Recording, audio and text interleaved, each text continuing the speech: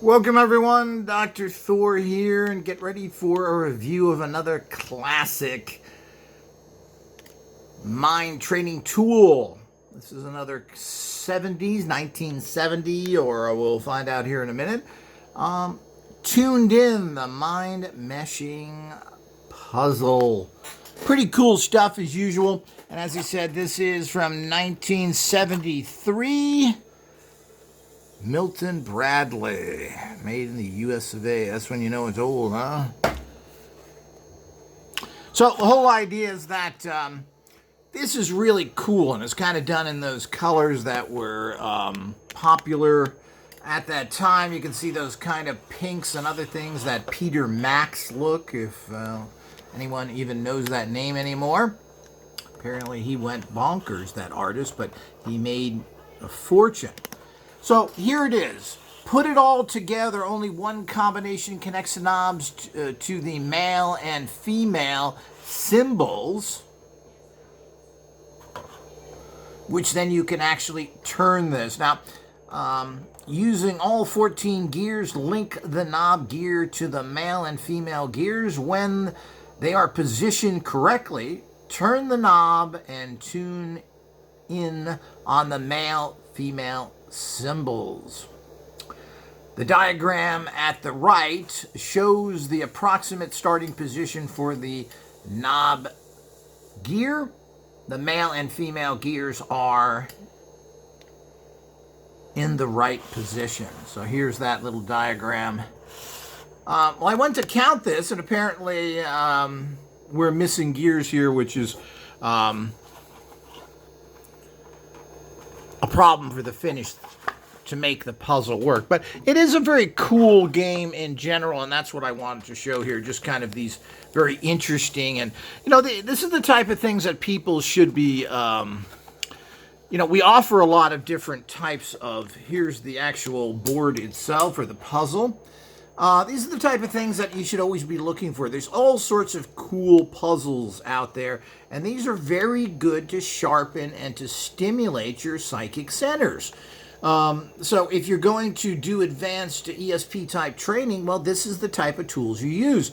Get your brain thinking in a more abstract way, and that's what these kind of tools do. But look at how cool this is. Let me see if I can prop that up there.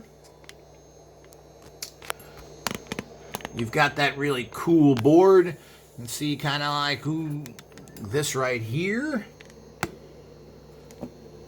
That's the third eye.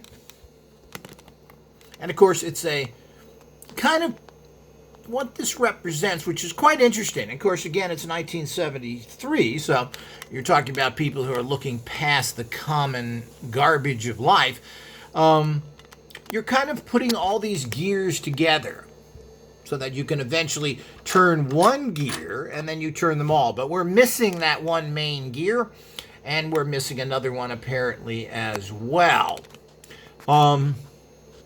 I don't know if it ever had it in this package or not. It's been pushed around with some questionable people have handled this. The reality of that is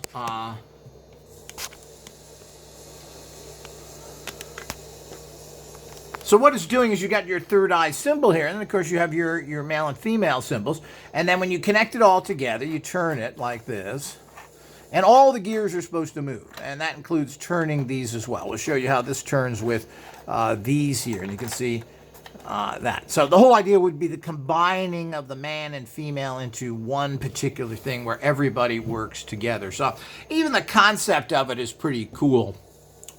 Tune in, the mind meshing puzzle.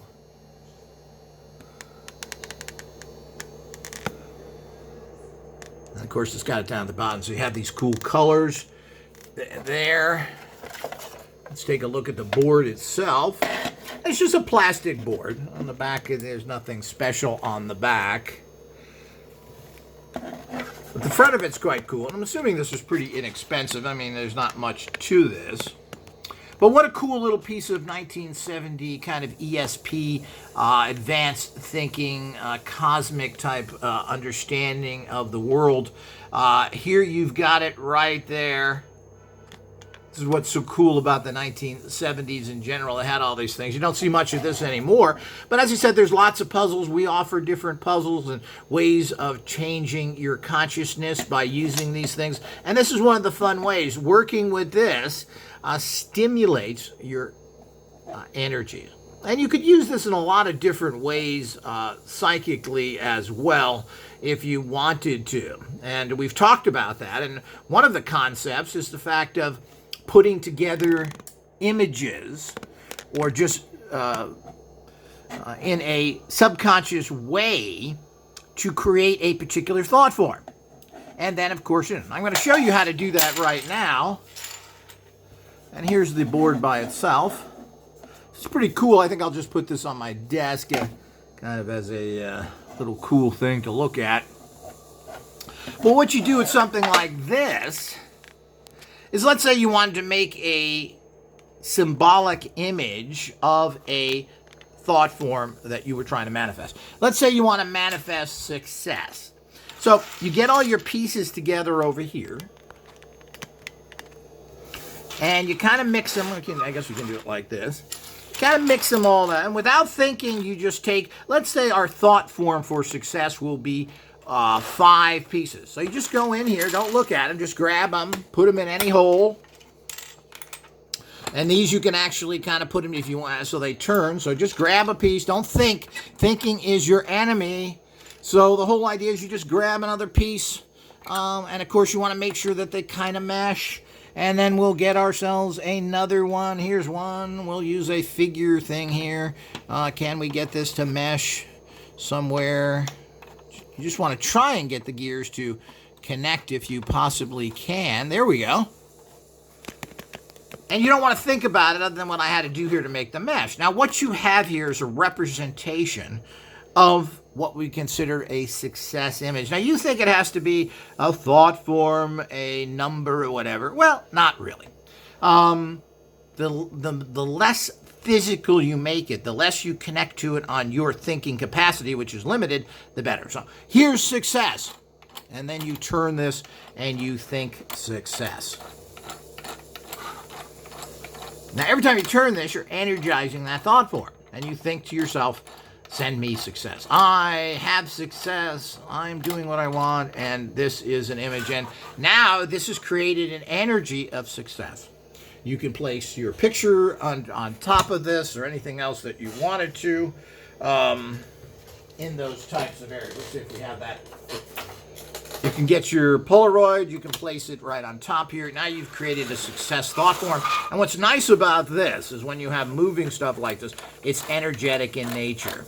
That's another way to do things. Simple and effective, people. You don't have to have complicated stuff. But moving back away from that, as an interesting little blast from the past, here's a little of 1970 puzzles. You'll probably never see this ever again with any of this stuff. This is really odd and weird and strange, and that's the reason why I grabbed it. I always like to find these very unusual things that can be actually kept for prosperity, at least on film here.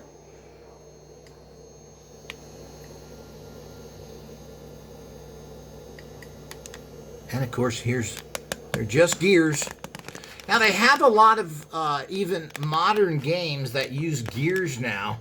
And this is something I'm going to be coming out and talking about in the future as well, that you can actually get something that is a gear-based puzzle now to use in your metaphysical practices. But this certainly is cool looking and quite a interesting, I would assume, a rare breakthrough for that time using gears and stuff. Let's put the cover back on it. Have an idea of what this looks like. So here's the original box, and we'll kind of go through it. I think we showed you what was on there already. And as I said, I like to do this for prosperity. It kind of records this interesting bit of history.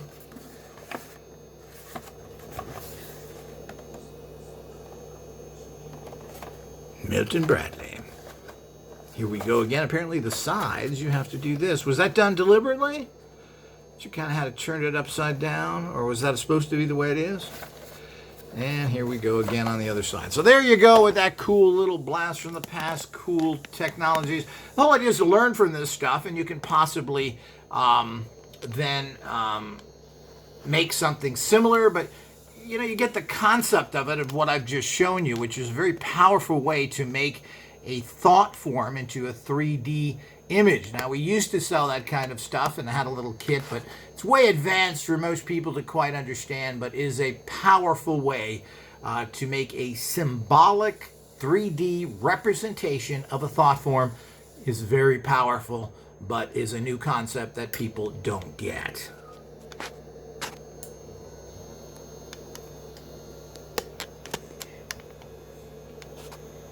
So I hope everybody's enjoyed that. Until next time.